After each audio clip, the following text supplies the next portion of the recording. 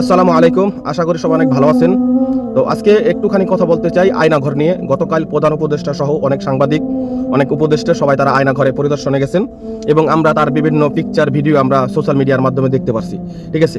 কিন্তু এই আয়নাঘর দেখে অনেকে হাসাহাসি করতেছে। আওয়ামী লীগের জারজগুলা নিয়ে, মনে করো যে খুনির বংশধর, যেই ফ্যাসিস্টের যে লেসফেন্সার, তারা খুব হাসাহাসি করতেছে। জাস্ট একজনের কথা চিন্তা করুন না, মাসুদ ইব্রাহিম, একটা বাচ্চা ছেলে, 15 বছর বয়স। মাসুদ ইব্রাহিম, আপনি সবার কথা বাদ দিয়ে দেন, একজনের কথা চিন্তা করেন, আর নাম হচ্ছে মাসুদ ইব্রাহিম, একটা 15 বছরের বাচ্চা একটা ছেলে। সে ফজর ওয়াক্তের নামাজ পড়তে গেছে, তাকে ওখান থেকে জঙ্গি নাটক সাজায় তাকে আটক করে নিয়েছে। তারপরে 1260 দিন তাকে ওই আয়নাঘরে রাখছে। ওই দেওয়ালে সুন্দরভাবে লেখা আছে আই লাভ মাই ফ্যামিলি। আপনি জাস্ট এর কথা চিন্তা করেন, একজন 15 বছরের ছেলে, ও কিভাবে জঙ্গি হতে পারে? ও দেশের কি ক্ষতি করতে পারে? ও কি করার ক্ষমতা আছে? একজন 15 বছরের একটা ছেলে, সে আমলে কি করার ক্ষমতা আছে? তাকে আপনারা নির্যাতন করলেন, 1260 দিন আটকায় রাখলেন, তারপরে তাকে টাঙ্গাইল নিয়ে, তারপর তাকে কি বলে জঙ্গি আখ্যা দিয়ে তাকে ক্রস ফায়ার দিয়ে মারা ফেলাইলেন। তার লাশটাও তার ফ্যামিলিকে দিলেন না। এইটা একটু চিন্তা করেন, আপনারা এটা একটু চিন্তা করেন যে আওয়ামী লীগের ভাইরা, এটা একটু চিন্তা করেন আপনারা, একজন 15 বছরের বাচ্চা কি করতে পারে, তার কি করার ক্ষমতা আছে?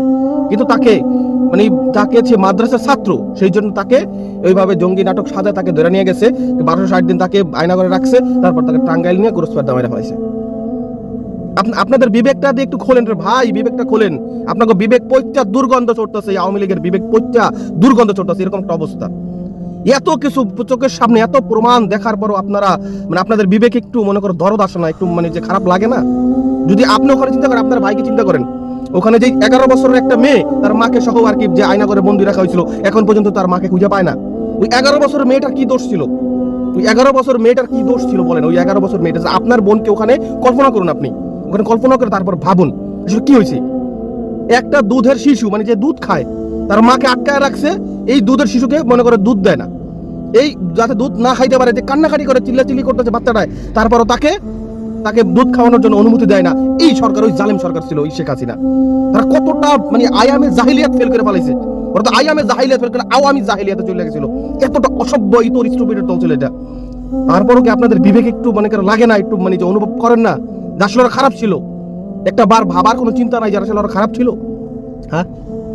আর এই সুশীল, যারা সুশীলগিরি ফেলাও, এই সুশীল মারানিদেরকে বলতে চাই, এই যে এত আয়নাঘর দেখলাম বা দেখতেছি, কিংবা সামনে আরো দেখবো, সেখানে কোনো শাহবাগী, নাস্তিক, ঠিক আছে, কোনো সেকুলারিজম কেউ নাই।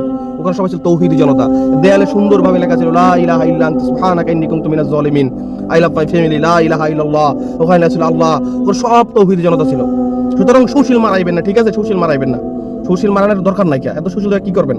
হ্যাঁ, এই যে 32 নম্বরের পুরা ইট, মনে করেন আমি নিজে কিনে দিব, পুরো বাড়ি বানাই দিব। আপনি মাসুদ ইব্রাহিমের মতো একজন 15 বছরের বাচ্চারা যারা ক্রস ফায়ার মারা ফেলাইছেন, এর পাল্লে ফিরিয়ে দেন সুশীলরা। যারা মায়া কান্না করেন ওই 32 নম্বর নিয়ে, তারা পারলে মাসুদ ইব্রাহিমকে ফেরত দেন। আপনারা দেখি কদ্দুর আপনারা পারেন কিনা। এই যে এই আন্দোলনে ঠিক আছে, শেখ হাসিনা নাকি রাস্তায় যারা ছিল তাদেরকে মারছে, বুঝলাম যে তারা রাজাকারা, তাদেরকে মেরে ফেলাইছে, ওকে গুলি করে মেরে ফেলাইছে। যেই শিশুটা 4 বছরের শিশুটা যে ঘরের ভিতরে ছিল, যেই মেয়েটা ঘরের ভিতরে ছিল, 5তলা 6তলার উপরে ফ্ল্যাটে ছিল, ওই মেয়েটাকে কেন মারা হয়েছে? ওই ছেলেটাকে, ওই শিশুটাকে কেন মারা হয়েছে? গতকাল এই যে না একটা প্রতিবেদন দিল, জাতিসংঘের যে একটা প্রতিবেদন দিল, 13% শিশু ছিল। যে হাসিনা 1400 লোক মারা গেছে ওখানে দেখাইছে, এর ভিতরে 13% ছিল, 13-14% শিশু। এই শিশুদের কি ছিল? এই শিশুদের কি অপরাধ ছিল? হ্যাঁ, বলো আমার মতো একজন মানুষ রাজাকারের সন্তান, আমি রাজাকার, ওকে মাইনা নিলাম, আমার মাইরা ফেলাম, সমস্যা নাই। কিন্তু যে শিশুটাকে মাইরা ফেলাইলেন, ওই শিশুটা কি করছে? ও কি রাজাকার? ও কি বুঝে? ও দেশ, রাষ্ট্র, জাতি, পাকিস্তান, ইন্ডিয়া, বাংলাদেশ, ও কি বুঝে? একটা ছোট একটা বাচ্চা, 5 বছরের, 10 বছরের, 7 বছরের বাচ্চা, ও কি বুঝে? সুতরাং সুশীলগির মালাইবেন না ভাই। আল্লাহ সবাইকে হেদায়েত দেয় না, বুঝছেন? আল্লাহ সবাইকে হেদায়েত দেয় না। আল্লাহ বলেছেন যে তোমাদের কান দিয়েছি, চোখ দিয়েছি, মুখ দিয়েছি, অন্তর দিয়েছি, ভালো শোনার জন্য, ভালো বলার জন্য, ভালোকে অনুধাবন করার জন্য। আর যারা করে না, তারা হচ্ছে বালহম আদাল, ঠিক আছে, চতুষ্পদ জন্তু, চতুষ্পদ প্রাণী, জানোয়ার, হিংস্র জানোয়ার আর কি তারা। আল্লাহ তাদের সবাইকে হেদায়েত আল্লাহ দেয় না। আল্লাহ বলছে আমি তাদের অন্তরে মোহর মেরে দিয়েছি। হয়তো বা এই আওয়ামী লীগ, আল্লাহ হয়তো বা এই জাতিকে, এই জাতি, যে জাতি এত মার্ডার, এত খুন, গুম, অন্যায়, অবিচার, জুলুম, এত কিছু করছে, তারপর তাদের ভিতরে একটু রিগ্রেট ফিল করে না। যে সমাজের সব থেকে ছোট লেভেলের যে আওয়ামী লীগ কর্মী, ওর পর্যন্ত এখনো যে দাম্ভিকতা, অহমিকা কমে না। আবার ফিরবে আওয়ামী লীগ, ফিরবে হাসিনা, ফিরবে, ঠিক আছে, এই জন্য তারা বসে আছে। একটু রিগ্রেট, একটু দুঃখিত, একটু সরি বলার মন মানসিকতা তাদের নাই, যে তাদের এতটা খারাপ একটা অবস্থা এই জাতির, এই আওয়ামী জাতির।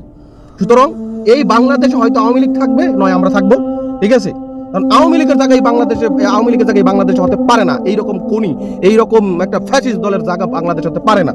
সুতরাং আমি আওয়ামী লীগকে নিষিদ্ধের দাবি জানাচ্ছি, আর এটা ইনশাআল্লাহ অচিরেই নিষিদ্ধ হবে। সুতরাং সবাই ভালো থাকবেন। ইনকিলাব জিন্দাবাদ।